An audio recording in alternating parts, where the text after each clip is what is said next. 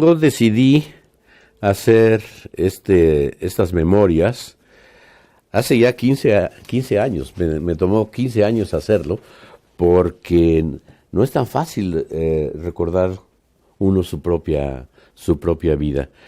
Al final decidí hacer lo siguiente, porque pues lo trabajaba en mis ratos libres, porque pues tenía mi trabajo normal como investigador y como director de varias instituciones, y entonces decidí hacer un conjunto de muchos capítulos, en donde cada capítulo tiene una historieta, es un cuento. Y sigue más o menos el desarrollo cronológico, es decir, empieza cuando yo era niño y termina pues el año 2016 o algo así, pero se puede leer cada cuentito independiente de los otros. Cada uno lleva su propia moraleja, su propia historia. Sí aprenden cosas de física, pero sobre todo está aquí la historia de la ciencia profesional mexicana en la segunda mitad del siglo XX. Y es que antes de eso, pues no había ciencia profesional en México. Realmente empezó todo en serio ya con la creación de la ciudad universitaria. Fue cuando hubo ya investigadores de tiempo completo que vivían ya de hacer investigación. Una buena parte de la segunda mitad del siglo XX pues yo la viví en la ciencia, y desde varias perspectivas, como investigador, bueno, primero como alumno, luego como investigador, como estudiante del doctorado, después fui director del Instituto de Física, del Museo Universum, del Centro de Ciencias Físicas, y fui también coordinador del posgrado en Física de la UNAM.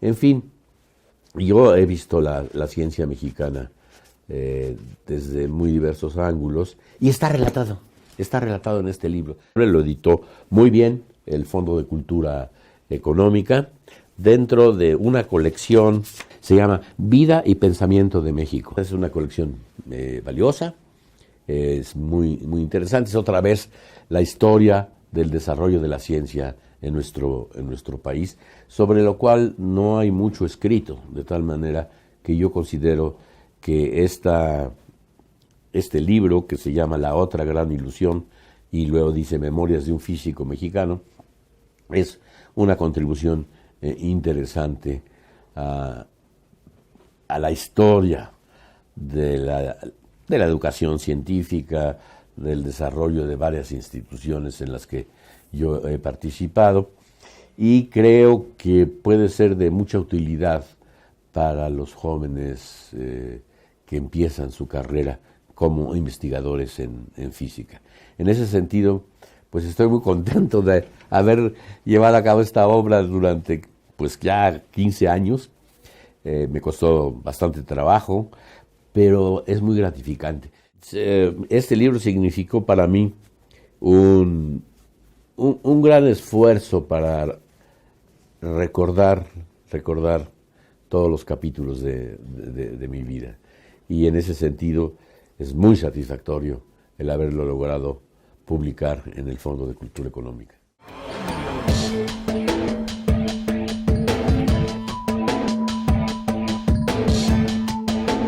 Bueno, yo diría que Jorge Flores es un gran divulgador de la ciencia.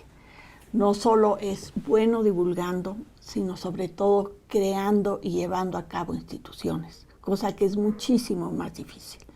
Él sabe hacer consensos, organizar a las personas y crear cosas y terminarlas, lo cual es una virtud extraordinaria. Jorge Flores ha hecho divulgación de la ciencia de muchas maneras diferentes. Ha escrito libros, tanto de la física más teórica, esta que suena muy complicada, pero que es tan elegante y tan actual, hasta cuestiones que tienen que ver con una de sus pasiones, que es la ciencia y el deporte. También ha organizado algo que fue muy importante y sigue siendo, que es este proyecto de Domingos en la Ciencia, donde Jorge organiza científicos de diferentes disciplinas para ir a distintas localidades a impartir conferencias de divulgación. Y esto muestra cómo Jorge es un gran organizador. O sea, convence a autoridades de diferentes ciudades que reciban a los investigadores, que les den alojamiento, que organicen la charla, y logró que la Academia de Ciencias pague el transporte de los investigadores. Y es increíble, cuando Jorge era subsecretario de Educación Superior del país, hizo este proyecto en la Ciudad de México, por ejemplo, en el Museo Tecnológico. Es los domingos, y él iba todos los domingos a recibirnos a los investigadores, a ver que todo estuviera en orden. Es decir, es alguien que se ocupa de los grandes proyectos que lleva a cabo.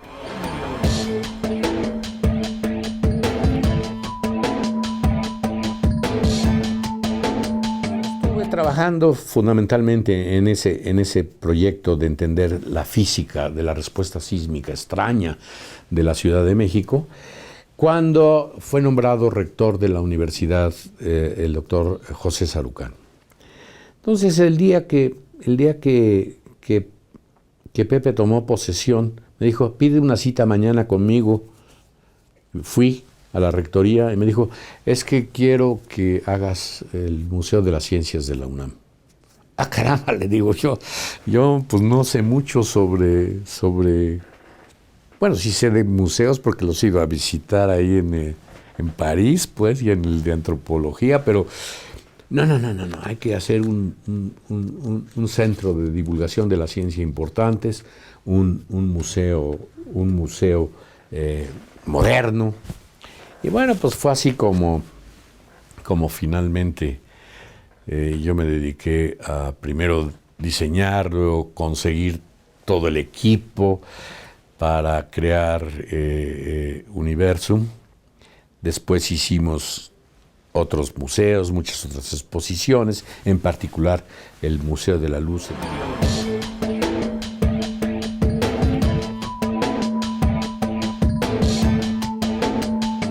Yo tenía desde hacía muchísimo tiempo, desde que era director del Instituto de Biología, incluso antes, la idea de hacer un gran museo de historia natural, porque esto era parte del Instituto de Biología, era el Chopo, pero se abandonó, se dejó, y finalmente eso realmente era difícil, revivir un museo de ahí, aunque el edificio era muy atractivo, pero no para un gran museo de historia natural. Cuando tomé la rectoría, la primera cosa que hice es decir, bueno, ahora sí, porque ya había tratado con 2 rectores antes de que se hiciera un museo para esto, y por razones diferentes en cada caso no fue posible. Entonces, cuando dije, bueno, ahora sí ya hay un rector que quiere hacer esto y soy yo, lo invité, le dije que cómo veía que él se hiciera cargo del desarrollo de las ideas, que teníamos varios, él entre ellos, y le encantó la idea. Entonces vino, tomó la dirección del Centro de Comunicación de la Ciencia. A los 4 años, que fue cuando se inauguró, justamente el día en que la Junta de Gobierno me religió, se abría el Museo de Universum. Seguimos todavía trabajando en él, obviamente, y apoyando todo el desarrollo. Esto pues me dio mucho gusto, porque yo creo que ese museo ha sido un hito muy, muy importante en el desarrollo de la comunicación de la ciencia en México. Primero, porque estaba en la universidad; segundo, porque todo el museo había sido diseñado por científicos, por gentes del área de las ciencias, tanto sociales como de las ciencias naturales, digamos, y porque los edecanes eran estudiantes de las diferentes áreas, matemáticas, química, biología, etc.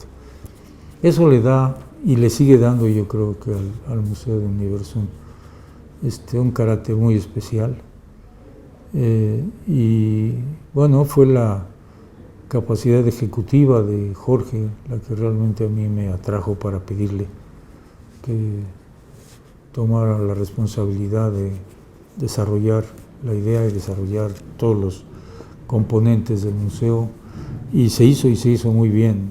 Otro de sus grandes proyectos fue Universum, y antes de hacer Universum, él diseñó una exposición extraordinaria de la ciencia y el deporte, que es justamente uno de sus grandes temas de divulgación. Y fue una exposición exitosísima.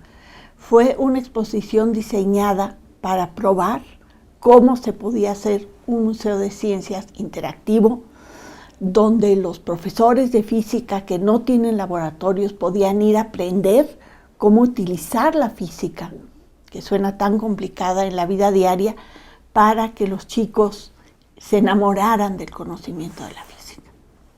Es decir, Jorge Flores ha tenido esas dos vertientes extraordinarias. Ser buen divulgador, escoger un tema donde es muy bueno divulgando la ciencia, además escoger temas muy difíciles como la mecánica cuántica, y por otro lado, organizar a grupos de personas muy importantes y conseguir recursos para crear nuevas instituciones, como el Museo Universum, el Museo de la Luz.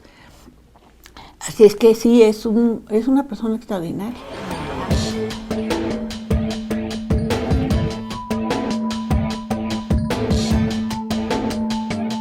Y así estuve yo hasta 97, cuando terminé mis 2 periodos al frente de lo que se llamaba el Centro Universitario de Comunicación de las Ciencias, que era el que era el responsable de la divulgación de la ciencia en la UNAM. Y me nombraron, y ese puesto lo tuve un año, coordinador del posgrado en Ciencias Físicas, que era algo que Sarucán había renovado totalmente, el posgrado en la UNAM, y en lugar de ser propiedad, por así decirlo, de una sola facultad, los posgrados se convirtieron en una acción conjunta de muchos centros, institutos y facultades. Y pasó eso en el de Ciencias Físicas, y yo lo tuve que echar a andar. Eso fue difícil también, porque los estudiantes de posgrado son gente muy compleja, muy complicada, y no teníamos ninguna infraestructura. Fue terrible, fue un trabajo espantoso. Pero bueno, luego se crea por el Consejo Universitario el Centro de Ciencias Físicas, que venía de algo que yo había fundado hacía muchos años antes, que era el laboratorio de Cuernavaca del Instituto de Física, y a mí me nombran el primer director, el director fundador del Centro de Ciencias Físicas. Para entonces ya era un centro de muy alto nivel, tenía unos 25 investigadores, pero todos muy responsables, muy buenos, de muy alto nivel y con relaciones internacionales. Y bueno, pues ahí yo estuve 2 periodos, estuve 8 años, y realmente se convirtió este centro en algo pues de primer nivel. Ahí sí ya casi diría yo de primer nivel internacional, con muchas relaciones con diversas instituciones, muchas acciones de todo estilo, una fuerte publicación en revistas de primer nivel. Y antes de terminar, que terminé en 2006, yo convencí al rector de la Fuente de que se pudiera convertir el Centro de Ciencias Físicas en el Instituto de Ciencias Físicas. Y eso se logró finalmente. En ese momento, el día que se nombró por el Consejo Universitario Instituto, yo renuncié. Eso fue en 2006. Y bueno, regresé otra vez. Tampoco en Cuernavaca dejé de hacer física, porque yo tenía ya varios colegas con los cuales trabajaba todo el tiempo, aunque era el director, ¿sí? Yo creo que los directores deben seguir haciendo investigación. Y bueno, pues regresé en 2006 otra vez aquí a mi casa, a este cubículo que ha estado conmigo desde hace ya más de 30 años. Y en 2010 me nombran coordinador general del Consejo Consultivo de Ciencias de la Presidencia de la República. Y este era un grupo formado por las personas que han recibido el Premio Nacional de Ciencias en Ciencias Exactas y Naturales, en Ciencias Sociales, en Humanidades y en Tecnología e Ingeniería. Y bueno, es un grupo muy interesante, de muy alto nivel, digamos, los intelectuales en esas áreas más importantes del país. Y ahí hicimos algo muy interesante. Yo estuve durante 6 años, hasta 2016, e hicimos algo que se llama ¿Hacia dónde va la ciencia en México? Y era una forma de planear hacia dónde va la ciencia de México. Hicimos 18 libros, hicimos muchísimas reuniones, participaron como 1,000 investigadores y como 10,000 gentes en 96 mesas redondas que hicimos en el 2013. Y bueno, ahí está, se ha aprovechado, ha tenido alguna influencia, aunque no tanta como nos hubiera gustado. Y bueno, desde 2016,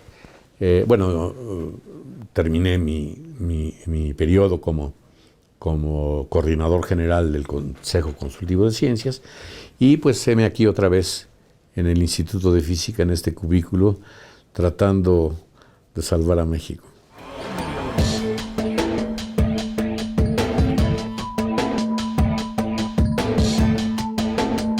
A mí algo que me llama la atención es que él es un poco mayor que yo, sigue teniendo esta mente brillante y estas ganas de hacer grandes proyectos y se mete a fondo a llevarlos a cabo. Le queda clarísimo que si no tenemos una población que favorece la ciencia con cultura científica y si no tenemos tomadores de decisiones que se dan cuenta que detrás de la innovación está la ciencia y la tecnología, México no va a poder avanzar como nación.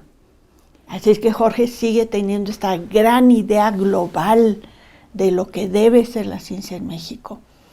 Y además se da cuenta que si hay gestores de la ciencia que entiendan de ciencia y puedan platicar con los políticos y los tomadores de decisiones, va a ser más fácil organizar la ciencia en nuestra nación.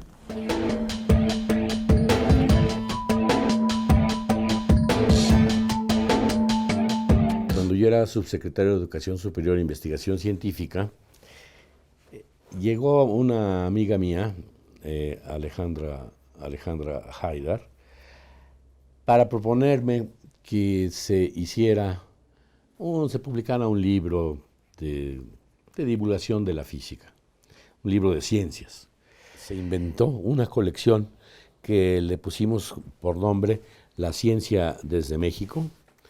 Este es el primero que yo publiqué, es el número 11 de la colección La Ciencia desde México.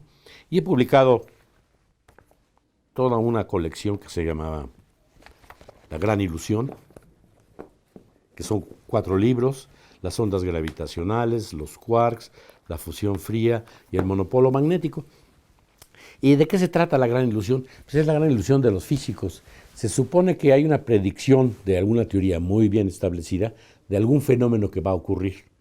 Y resulta que en algún momento alguien dice que ya lo descubrió. Y bueno, eso es ganar un premio Nobel, desde luego. La fusión fría, por ejemplo, era cambiar totalmente el panorama energético del mundo, pero fue un fraude. Los quarks no se iban a encontrar. Los quarks son los elementos más fundamentales de la materia y no se van a encontrar solitos porque sí existen, digamos, la teoría funciona bien, pero no hay quarks libres, entonces no los iban a encontrar. El monopolo magnético es lo siguiente: es que si ustedes toman un imán y lo parten en dos, vuelven a obtener 2 imanes con 2 polos, polo norte y polo sur. Y el chiste era encontrar uno solo, que en algún momento también lo encontraron.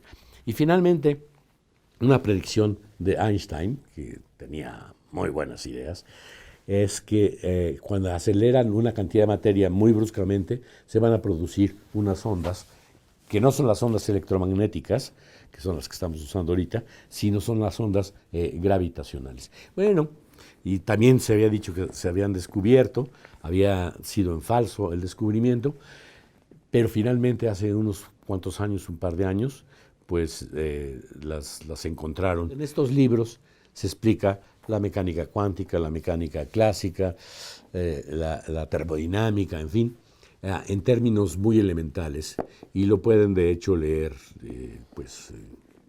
jóvenes, yo diría preparatorianos, los pueden leer. Es la colección de ciencias más larga en la historia de la humanidad, no de México, de la humanidad. Y yo he publicado 5 de ellos, pero pues he sido del comité editorial de esta esta colección La Ciencia desde México. En algún momento se dieron cuenta que la palabra México estaba estorbando y le cambiaron el nombre y ahora se llama La Ciencia para Todos. Es una serie importantísima, creo yo. Los primeros tirajes además fueron de 30,000, o sea, tirajes que en México no se acostumbran, ¿no? Otro capítulo al cual también le he dedicado cosas ha sido la divulgación, pero para gente más grande. Y tengo 3 libros aquí que podría clasificar dentro de esa categoría. 2 de ellos se llaman Perspectivas en la biología y en la física, es primera parte y segunda parte.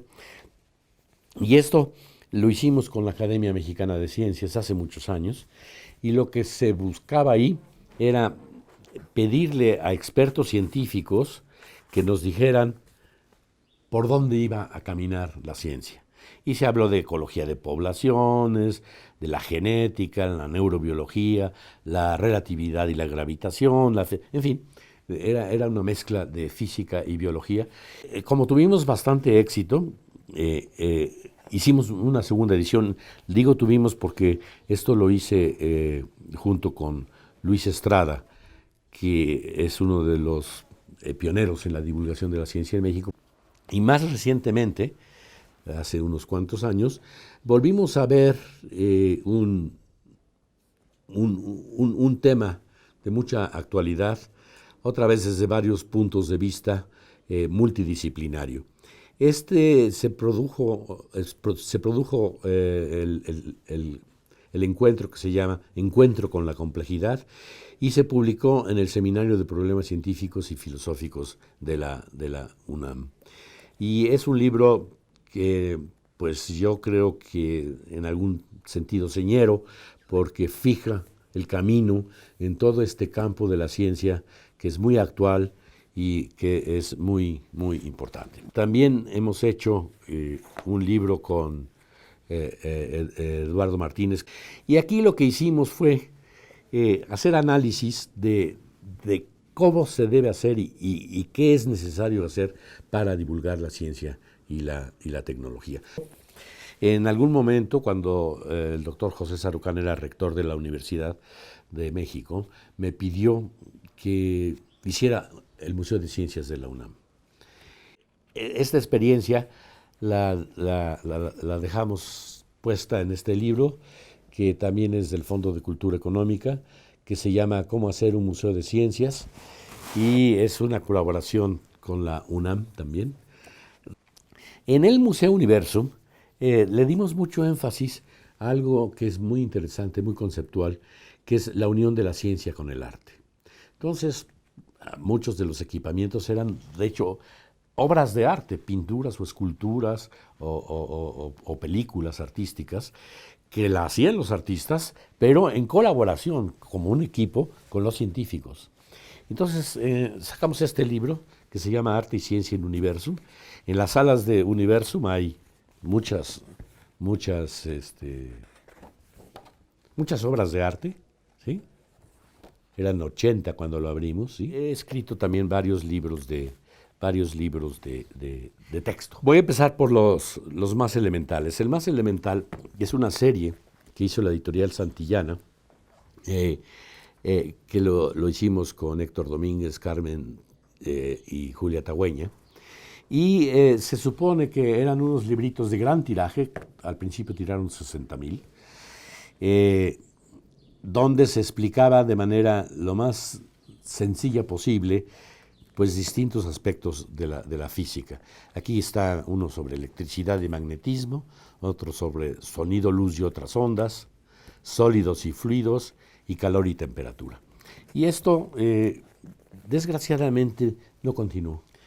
Luego escribimos otro libro, también con las hermanas Tagüeña, que es Elementos de Cálculo, y se llama, luego tiene un subtítulo que dice Con el uso de las calculadoras. Y es que era algo que ya ahora, el material sigue sirviendo, pero las calculadoras ya no serían lo que se utilizaría. Pero es una forma de enseñar el cálculo diferencial integral haciendo cálculo numérico, haciendo números. También con Santillana hicimos un libro de física del bachillerato y también con las hermanas Tagüeña. Este libro respondía a una necesidad muy grande y era que se había cambiado el temario de los libros de física, en particular de la preparatoria. Bueno, esos son los libros de enseñanza antes de la educación superior. Pero tengo otros dos. Uno es la dinámica del cuerpo rígido, es decir, ¿por qué no se caen los trompos? Nosotros siempre decimos que la mejor respuesta a esa pregunta es otra pregunta. ¿Por qué no se levantan los trompos? Porque está explicado con las manos, cosa que nadie hace. En ningún curso de física del movimiento del cuerpo rígido, que es este problema de los trompos, se explica con física, lo explican con matemáticas. Por cierto, este libro lo escribí con Gabriel Anaya, que él fue mi alumno, hizo su tesis conmigo en este tema, pero él era cura, era jesuita. Con Fernando del Río, que es un investigador muy importante de la Universidad Autónoma Metropolitana, hicimos este libro que se llama Conceptos de la Física y dice, número 1, los modelos clásicos. Y esto lo publicó una editorial que se llamaba Alhambra Mexicana. Lo hicieron el libro, es bastante bonito, está muy bien hecho, pero nunca circuló. Nunca circuló porque Alhambra Mexicana lo editó, aquí está, ahí lo pueden ustedes ver, ¿sí? Pero quebró. Pero es los conceptos, y eso no ha cambiado tanto, de tal manera que tiene toda la validez. Pero esos son los conceptos básicos de la física. Pero este lo va a publicar el fondo, ya está por salir.